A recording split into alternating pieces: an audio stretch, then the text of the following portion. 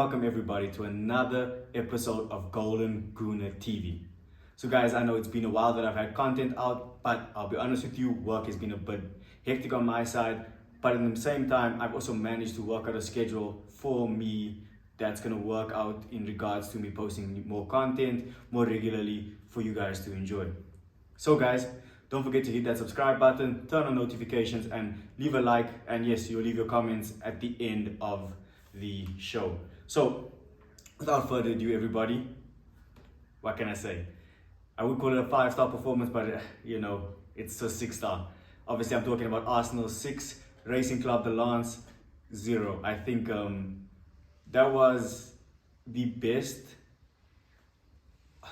attacking display of the season. I won't say it was the best overall performance because I don't think we were challenged that much defensively, but we were superb in attack. I can call a performance the best of the season when we were both well balanced in attack and defense. So I think we definitely saw Arsenal back to their fluid best. And I think there's obviously been a lot of talk about how we've been playing, but look at the genuine history of like Arsenal in the modern era. Let's say the last 35 years or so. Under George Graham, we were known as boring Arsenal. That's where the famous 1-0 to the Arsenal chant is from. And then you obviously have the modern era of Premier League under Wenger with a silky kind of football. And we've managed to get Arteta, who's kind of the hybrid between George Graham and Arteta and Wenger. I beg your pardon. He has managed to get us winning when we've not been playing that great. Look, I think in the games that we've won, majority of them I think we've deserved to win. Like against Brentford, yes, we might have had you could say that the chance off the line, but I don't think Zinchenko's one is as clear cut as Rice's. But I also think we created enough chances in that game, right? So when people are talking about how fluid we are, I think Arteta, like I said, has gotten a balance between being able to grind out the result and then like yesterday, just turning it up and going full on silky, direct football that we all grew up loving as Arsenal fans. I know I sure did. So look, in terms of yesterday's performance, I think the 6 goals obviously stands out. That's a statement win. Look, you can say it's against maybe a Lance team that isn't as good as maybe they were in the beginning of the season or last season, but everybody in the Champions League is there on merit. There's no luck involved, it's on merit. So, it's a simple case of if Arsenal had lost, there would have been noise about it. But now that we win 6-0, it's like, but how good are your opposition? So, I'm not too concerned with, I'm not too concerned with people saying, it was, or the media saying it wasn't maybe the strongest team. As Arsenal fans, and as an Arsenal fan myself, I take good heart in that performance because I've seen my team turn up and put the opposition in, I don't want to call it in their place, but for example, if the opposition allow you to get that many chances and you should score them, and we did. So it was about us being efficient. It was about us playing against the team that we were playing against. For example, against City, we played a certain way and got a result. Against Brentford, against United, against Lens last night. You have to play kind of against a team that you're playing against. So if Lens are giving the opportunities that they were yesterday, you have to take them. But against Brentford that didn't give you any opportunities, when you had the opportunity, you had to take it as well. So, like I said, guys, I think that was Arsenal back to their attacking best. It was so unique as well, to hear like, okay, first team to be 5 goals up in the first half. But more importantly for me, it was 5 different scorers, which then makes me think that we still have so many gears to go because we haven't had this regular basis where we've got almost multiple scorers a game. You look at Saka, he's been the leader in terms of output for goals and assists. Then you have your Jesus, you have your Nketiah there. Odegaard, his numbers are not the worst, but not the best either. Still early on in the season, in my opinion. Not too early, but it's just hitting that just before Christmas period. There's a lot of games coming up, so I think you see our players' numbers, especially their goal involvements from the front 5 and other attacking players, improve. But yes, guys, for me to have 6 different scorers, 5 of them being our front 5, just showed you how efficient we were in attack. That we literally scored 6 goals. 5 of the goals came from our front 5, and then you conceded none, which means you literally were perfect in attack and defense by statistics. Maybe not every play. Saliba had 1 or 2 moments, and I'm not even going to make a thing of it. Just for example, where you looked a bit vulnerable as a team and as individuals. It was almost non-existent from Lens yesterday. But then in attack, we were just on it. So like I said, from being good in defense to great in attack, given the threat they were given and given the threat that we posed, I was very, very happy with the performance. So yeah, from me in terms of just the performance of yesterday and how I'm feeling confident that when needed and given the team an opportunity, our players can kick into another gear. That's what I actually wanted to see. Are we in bad form or not? Are we just not fluid? Is it just not gelling anymore? Or is it actually because our opposition have adapted to us, so we also have to kind of adapt our approach? And again, it showed yesterday, literally chalk and cheese between Brentford and yesterday. So like I said, guys, I think we just need to trust Arteta and the boys a bit more. They've shown us over the past 3 seasons. Yeah, let's call it 2.5 seasons. The season, last season, the season before last, and now obviously at this point in the season, that the boys are improving, the team is growing, that they are elevating. We are just waiting for it to go boom. So I think with us as fans, we just need to continue to back the manager and the team, because they've shown us, yes, maybe not every single game, but if you look at the time period, in the past 2.5 seasons, we have improved tremendously to the point where we are top of our Champions League group, winning all our home games, not conceding a goal, qualifying in first and being top of the table at the end of November. Look, if you had asked any Arsenal fan at the beginning of the season and said, this is where you're going to be at this point of the season, we would all be like, you know what, that sounds great. You may be not playing as well as you could be, but you are top of the table in the league and you are top of your Champions League group, scoring so many goals and not conceding any. So yeah, so guys, I just want to speak about some of the key performers, in my opinion, yesterday. Look, obviously our front five were brilliant. I don't think not necessarily one stood out, but I think all of them individually had a good game that attributed or contributed, should I say, to our overall attacking threat. You have the Havertz and Jesus link up, then you've got the Havertz and Martinelli link up. You just, and then you obviously have your Saka and Odegaard looking a bit more fluid in this game. So like I said, in terms of the front five, for me, yes, I think Jesus had a great game, but I would give man of the match to Havertz purely based on the fact that we actually saw him impose himself in the game. Like you could say yesterday, like, okay, Havertz did A, B, and C. Besides scoring, he did well. He was actually trying to get on the ball. He was playing forward. He was running with the ball, doing some dribbles, winning his challenge. He was just, he was doing that complete midfield job. Maybe not to like a 10 out of 10 performance, but for Havertz, plus having that goal, I just think, seeing where he was at the beginning of the season, so low on confidence, but nervous, to where he was yesterday, he looks a completely different player, just off coming from the international break, scoring for Germany, scoring against Brentford, and then scoring last night. So, look, I'm not saying that he was the greatest I've ever seen, but in terms of which player, in my opinion, stood out for me, and it was Havertz, because the levels that he was a couple of weeks ago compared to now, it's like, okay, no, I can actually see him contributing. Then obviously you have your Jesus, who I think is so instrumental to the way we play. Everyone will talk about his goals and whatever, but he scored, guys. Champions League this season. Look at his stats.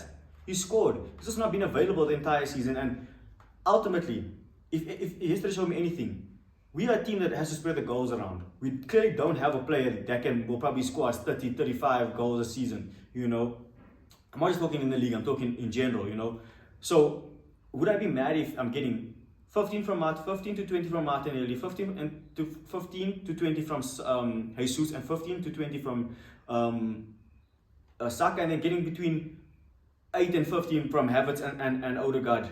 I'm happy. In terms of the starting front five, I'm more than happy with that return, because I think if we get that, we should be then winning games if we're scoring that many goals with our front five, So, yeah, just talk, like I said, speaking on Jesus and what he adds to the team and how it's not that important for him to be scoring 30 goals a season, because I think we've got the capacity as a team to score lots of goals regardless of who's playing. So, then offsetting Tommy Yasu's just continued his solid recent performances. And it's good to see that, because it's like Ben White isn't dropped, but he had a bit of an injury, and it's not a stress. We just carried on. Like, hey, Ben White was in, he's not. Tommy Yasu comes in, we carry on. I think that's how it needs to be, and I think, I'm happy that players are taking their chances now. For example, Havertz scores on the weekend, starts yesterday, scores. So now, does he have a say or thingy to start on the weekend? For sure, because he's in good form. Same with Tomiyasu.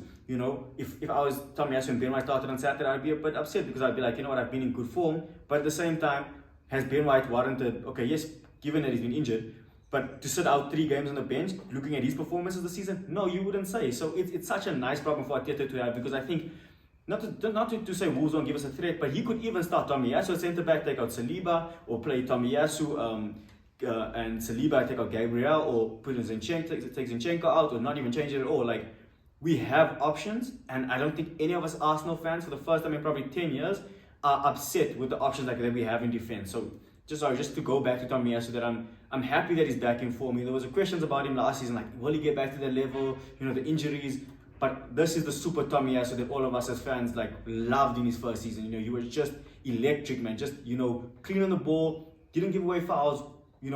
Won his challenges and his duels, and got forward. Maybe didn't have that many assists, but he was getting forward. He was he was quite integral to the way we played. That season. When he got injured, it was just, we also fell off. That's why I think we also didn't really get the Champions League spot like we should have for one or the other reasons. I think Tomiyasu's injury at the back end of that season was one of the causes.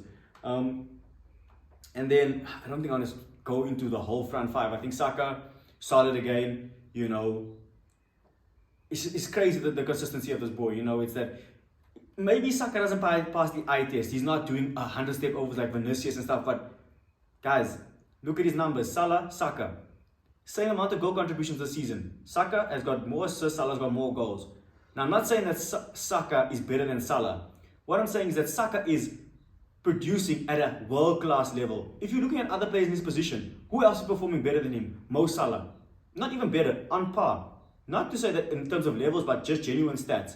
And Arsenal top of the league and top of the Champions League group, and Saka is the player with the most goals and assists in Champions League this season. So that should tell you something for sure, that he is on levels. And I think it's just because he's been doing it so consistently now that people just, it's like, okay, Saka, cool, man. He's in the Declan Rice territory, or should I say Declan Rice is in his territory, where it's like, they're so consistent that you don't even rate them anymore until they do like something spectacular. Like if Saka scores a hat-trick in the Champions League, that gets noise. But again, yesterday, goal, assist, it just makes you like, okay guys, this kid is world class. And not to say that he's been world class, but he's on a world class level.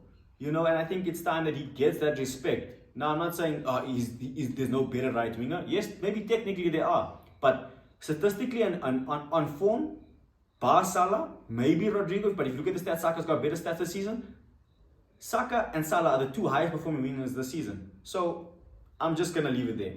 It was good to see Martinelli get a goal. I think it was very important for him. And Martinelli is same as Saka. I don't think he gets the same amount of respect and love. You can see people just compare him to, like, everyone are comparing. They compare Rashford, and it's like, guys, yes, but Rashford is how many years older? Then you're comparing Mudryk, and it's like, whoa, you're comparing. I don't even know who else I've seen comparisons with Martinelli. It's like, guys, Martinelli is that guy. He is that guy. Remember, we also don't always cater to him when we play. We are very right side dominated because of Odegaard, for example. He dictates the play. If you had that almost equal balanced 2-8, you would see Martinelli be involved a lot more. And look, recently I think he has. But I think also same, he's performing at levels. And these guys are 22, man. These are young kids performing at a level that, look, if Arsenal go on to win the league, their front line will compose of 2 22-year-olds. Guys, who else is doing that? Like, when last have we seen that? Maybe United in back then maybe. But I mean, generally, 2 young kids, one from the 4th division of Brazil and one from the Arsenal Academy, leading Arsenal to possibly a trophy this season. 2 trophies. People say, our Champions League, but look, we're in it so we can win it. Same with the league, we're in it so we can win it. That's how I'm feeling, So yeah, guys, those are some of my standout performances from yesterday.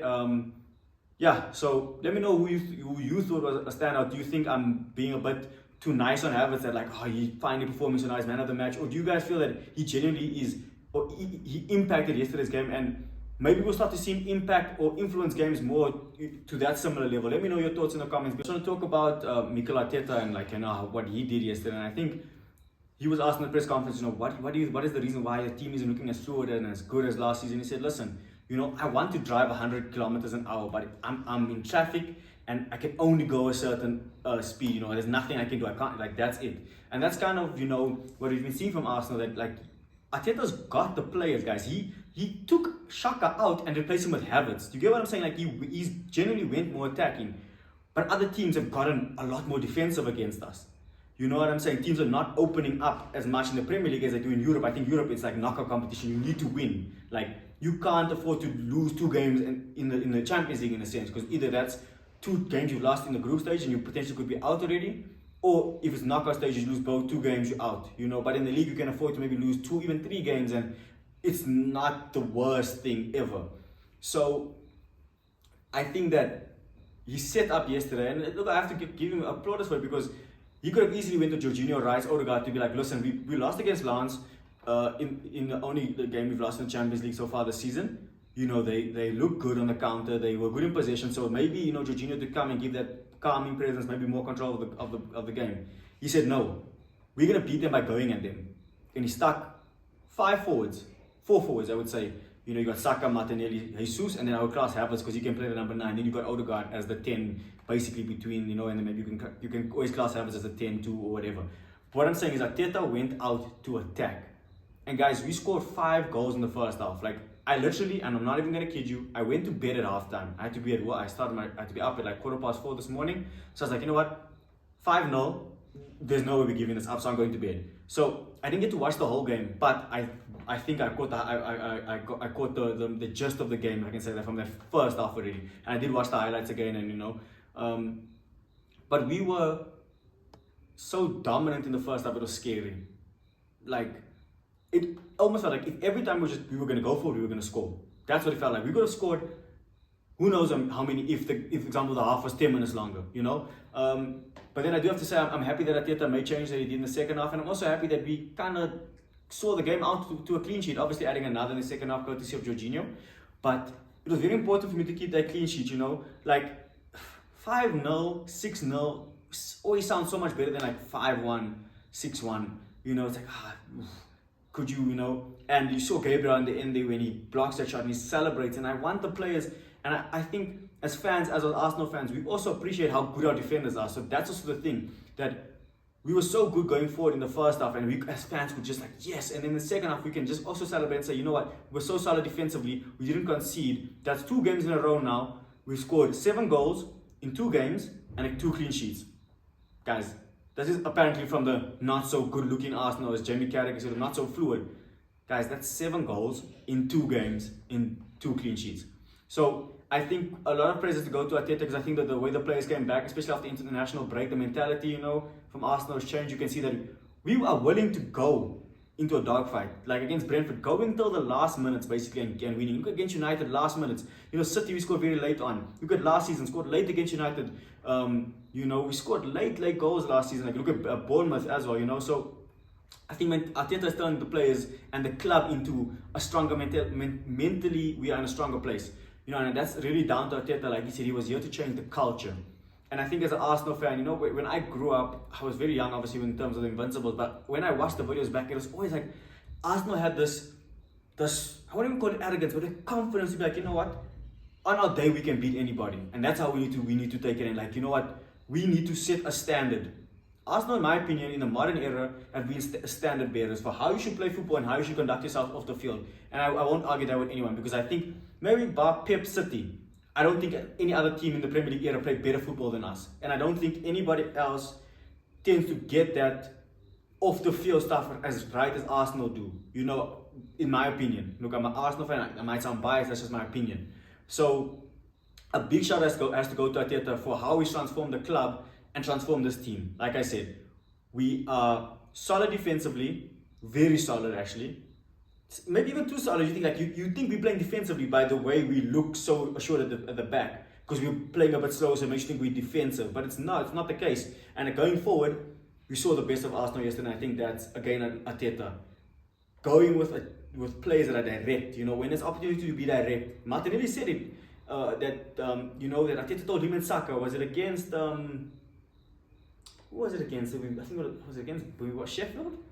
Or was it in the Champions League against Sevilla? Yes, I think it was against Sevilla, where he said, Arteta said, go at them. So yeah, guys, listen, for me, I give Arteta big applause for yesterday's performance as well. I think, you know, it's easy to just say, it's all the players, but you know, the manager set the boys up well, and yeah, that's just my thoughts on Arteta. So let me know what you thought of Arteta's performance. Do you think that we're starting to really see Arteta as a manager now, being able to change tactics in game and also per game? because the tactics from yesterday compared to Saturday were completely different, the way we approached the game. So let me know your thoughts on Arteta. Do you think we're starting to see him become a bit more tactically savvy, or is it just down to luck or the players doing it more than what you think his actual coaching is? Yeah, so let me know. So guys, obviously coming up for Arsenal in the not so distant future is obviously the home game on Saturday against Wolves.